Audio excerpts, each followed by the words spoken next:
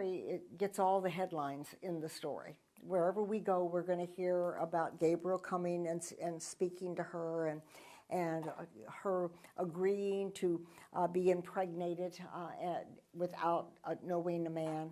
We know that part of the story, and we know Joseph was a part of the story, but sometimes many of us overlooked how much this man gave up to follow the will of God.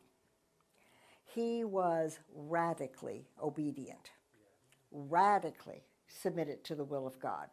He was what we would say all in. And we also need to make that same commitment. If we're going to be fruitful in our walk with God, if we're going to come out of normal and into supernatural, we're going to need to make some all-in decisions. There are going to be times when we just need to be radically obedient. And you know my story, and you know that my testimony. I had that moment. I had that opportunity when my daughter died. How obedient was I going to be? How submitted was I going to be?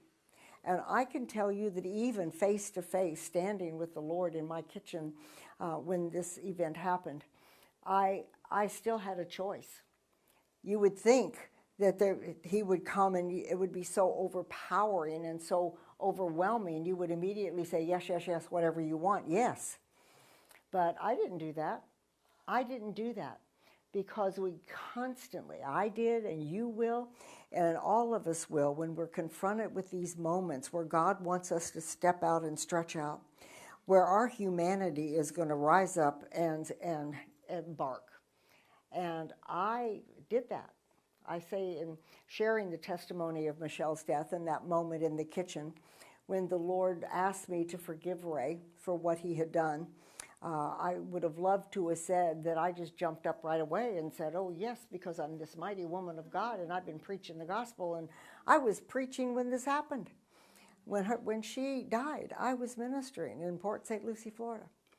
And I didn't yield so quickly, and neither will you, unless ahead of the game, before you get to that point, you make the decision that whatever God says, you're going to say yes. That's what took me over the finish line. It's what took Joseph over the finish line. It's what's going to take you over the finish line. You make these decisions in the good times. You make these decisions when it's not hard. You make these decisions before you need to come up with the answers on your feet.